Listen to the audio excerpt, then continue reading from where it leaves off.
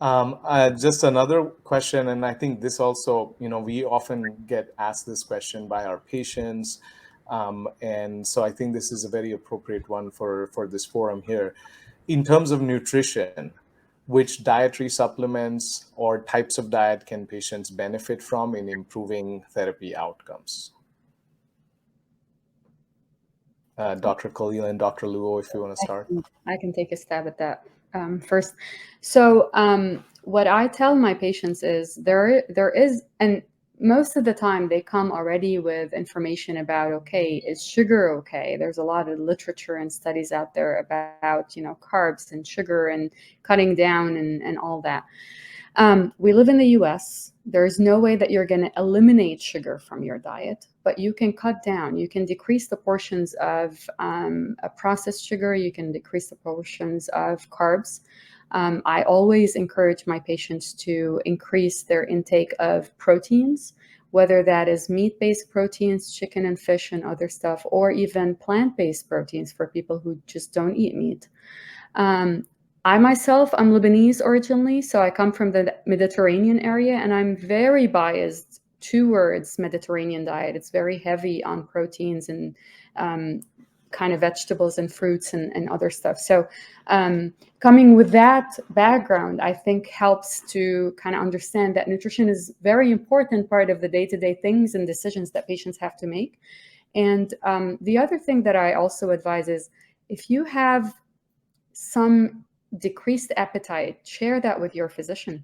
We do have medications that can help with improving the appetite while we wait for the drugs to work on the cancer to help with that as well. If you have certain side effects, or if you're having some sort of intolerance to just regular diet, you can alter your diet. You can do pureed or soft diet. You can supplement that with multiple types and brands of supplements that are high in proteins and low in sugar.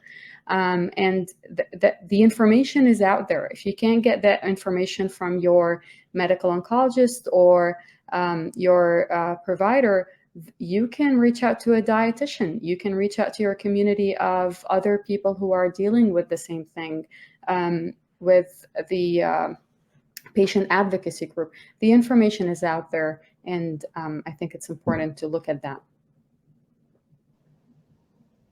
Yeah, I absolutely agree with what Dr. Khalil mentioned, both about looking for resources, and I'm so glad that Terri spoke about the different groups of resources out there. The other thing that I would add to that is I think it is important now that we have good treatments for lung cancer to consider your other medical conditions. A lot of our patients with lung cancer have diabetes or heart disease, and oftentimes it is important to maintain a diet that can help with those other medical conditions. For example, if there is uncontrolled heart disease, it becomes much harder for us to give you medicines for your lung cancer. And so being aware that not to forget about the other medical conditions, especially heart disease and diabetes in individuals who also have those medical conditions, is important when considering nutrition, if possible. Can I just throw, I'm not a doctor, I'm just a patient, but let me, boots on the ground point of view on this is if you've always hated fish, getting diagnosed with lung cancer, you're not going to start loving it. And so don't beat yourself up about it. So try and eat more healthy and make more right decisions than wrong decisions. But the important thing is you must eat, because if you don't eat, you're really going to be in trouble. Would that be a fair enough assessment? And stay hydrated.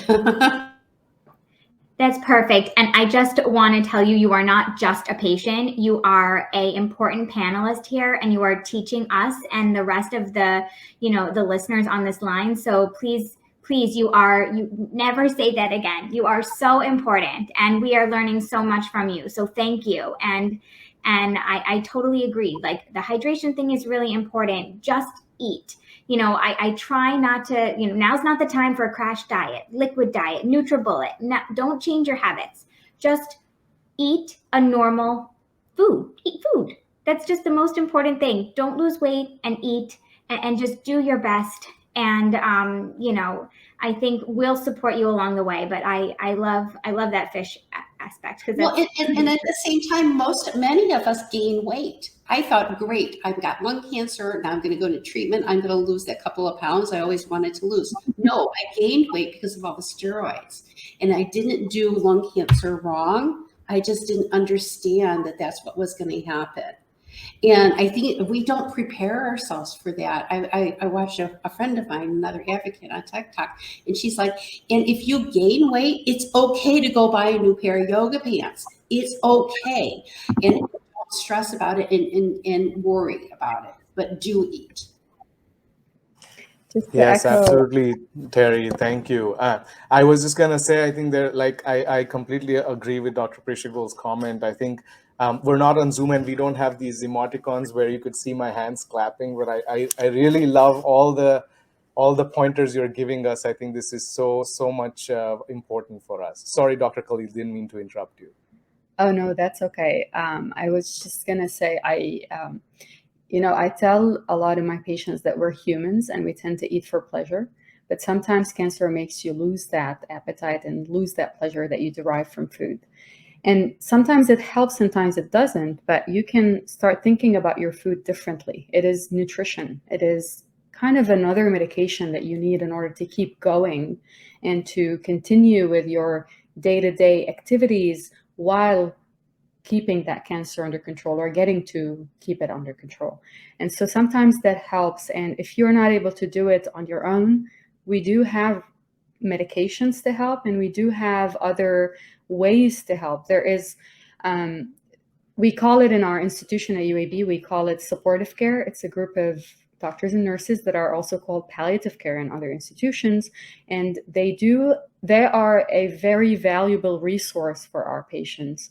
And I do acknowledge that as medical oncologists, we have a bias or a tendency to not involve them as early as possible. I try to think of involving them as early as possible in the care of our patients, but they are also a very valuable resource to our patients for questions about diet, for questions about how to cope with my diagnosis, and a lot of other things that come up while dealing with the medical aspect of cancer. Thank you for that. Yes, you brought up supportive care, which is a huge resource that we should be bringing in as early as possible.